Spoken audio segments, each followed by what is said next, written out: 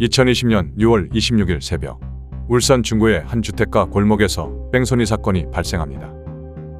울산 도심을 위험하게 내달리던 한 차량이 주택가 골목에서 주차된 차량을 들이박았고 이후 한 남성이 차에서 내리더니 트렁크에서 몇 가지 물건을 챙겨 그대로 달아나 버렸습니다.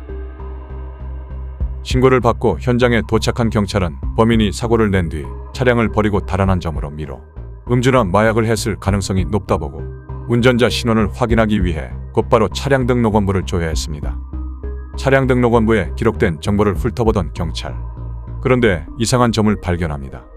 사고가 난 차량은 울산 차량이 아닌 충남 차량이었고 등록된 소유자도 블랙박스 속 남성이 아닌 충남 당진에 살고 있던 40살 여성 남호 씨였습니다. 경찰은 차량 소유주로 등록돼 있던 나 씨에게 연락을 해봤지만 웬일인지 나 씨는 전화를 받지 않았습니다. 이후 수차례 연락에도 나 씨의 소재가 확인되지 않자 경찰은 일단 사고 당시 블랙박스에 촬영된 남성부터 추적하기 시작했습니다. 그런데 사고가 발생하고 며칠 뒤인 2020년 7월 2일 뺑소니 용의자를 추적하고 있던 경찰에게 충격적인 소식이 들려옵니다. 용의자가 충남 당진에서 검거됐는데 단순 뺑소니범인 줄 알았던 용의자가 알고 보니 두 자매를 살해한 살인범이었던 것입니다. 울산에서 뺑소니 사고를 낸 차량도 숨진 자매 중 언니의 차량이었습니다. 도대체 범인은 왜 자매를 살해하고 울산으로 왔던 것일까?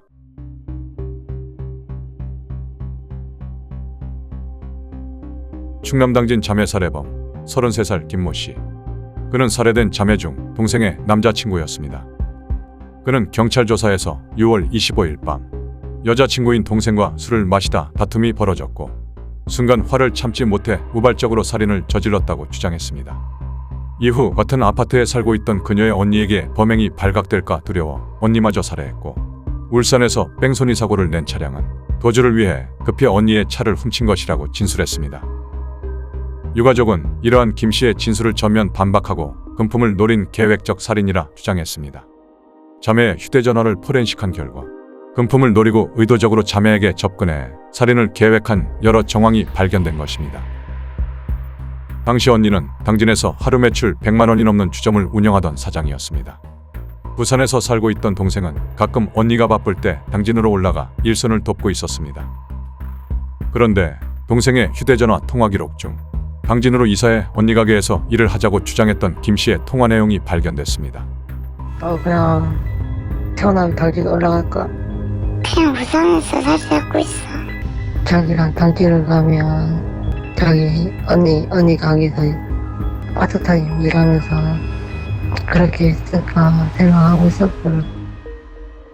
이후 김 씨의 의견이 받아들여진 것인지 동생 나 씨는 사건이 발생하기 한 달 전인 2020년 5월 언니가 살고 있던 충남 당진의 아파트로 이사와 결혼을 전제로 김 씨와 동거를 시작하며 본격적으로 언니의 일을 돕고 있었습니다. 정황은 이뿐만이 아니었습니다. 범행 이후 자매 집에 있던 금품 일부가 사라진 점이 확인됐고 특히 김 씨가 훔친 언니의 차량은 당시 억대가 넘는 고급 외제차였는데 김 씨가 범행 이후 휴대전화로 차량 가격이 얼마인지 검색한 기록도 발견됐습니다. 그리고 더욱 충격적인 사실도 밝혀졌습니다. 김 씨는 범행 이후 두려움에 울산으로 도망쳤다고 진술했지만 조사 결과 유흥을 즐기기 위해 울산으로 간 사실이 확인됐습니다. 범행 후 인터넷 포털 사이트에 울산의 어떤 단란주점이 괜찮은지 질문을 올리며 훔친 자매의 금품을 팔아 유흥을 즐겼고 울산에 살고 있던 전 여자친구를 찾아가 핸드백을 선물하기도 했습니다. 이 핸드백은 숨진 자매의 언니 집에서 범행 이후 갖고 나온 것이었습니다. 또 살인 행각을 들키지 않기 위해 중간중간 자매의 핸드폰으로 자매가 살아있는 척 주변 지인들에게 문자를 보내는 치밀함까지 보였습니다. 그렇게 약 일주일간 유흥을 즐기다 돈이 떨어지자 언니의 가게도 털기 위해 7월 1일 동생의 핸드폰으로 동생인 척 가게 직원에게 출입문 비밀번호를 알려달라고 문자를 보냈다가 수상함을 느낀 직원이 경찰에 신고를 했고 이후 연락을 받지 않는 자매의 집을 직접 찾아간 경찰이 살해 현장을 발견하게 되면서 결국 범행 일주일 만인 7월 2일 경찰에 검거된 것입니다. 유가족은 이러한 정황을 봤을 때 우발적 살인이 아닌 금품을 노린 계획적 살인이 분명하다며 김 씨의 사형을 요구했습니다. 검찰도 김 씨가 피해자의 목을 조르면서 신용카드와 휴대전화 비밀번호를 알아내는 등 용의주도한 모습을 보였다며 유가족들은 참담한 고통 속에 살아가고 있는데 피고인은 마땅히 가져야 할 최소한의 인간성마저 없다면서 법정 최고형인 사형을 선고해달라고 요청했습니다. 하지만 1심과 2심 재판부 모두 김 씨에게 무기징역을 선고했습니다.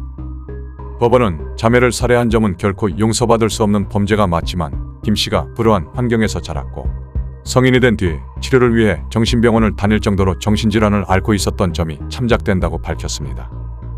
또한 사형을 선고한다면 무기징역 같은 법적 효과를 지니겠지만 문명국가에서 사람의 생명은 목적 자체로 다뤄야지 무언가의 수단으로 삼을 수 없다며 사형을 선고하지 않는 이유를 판시했습니다.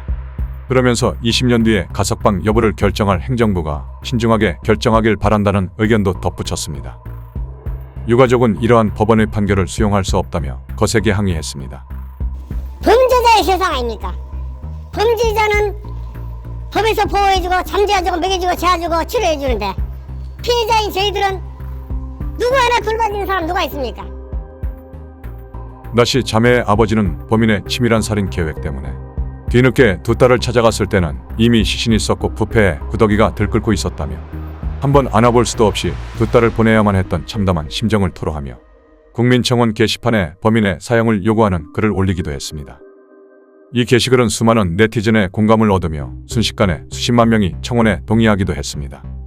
하지만 유가족의 이러한 노력에도 불구하고 대법원이 앞선 원심 판결을 수용하면서 김 씨는 최종 무기징역이 확정됐습니다. 연인 관계에 있던 피해자와 그 언니까지 살해한 가해자가 이전 범행 경력이나 소년원 경험을 살려서 재판에 적극적으로 대응하면서 정신병원 치료 경력 등 본인에게 유리한 점을 주장해서 큰 공분을 산 사건입니다. 이 사건에서는 적극적으로 행동한 주변인이 사건 해결에 큰 역할을 한 점이 특징적입니다.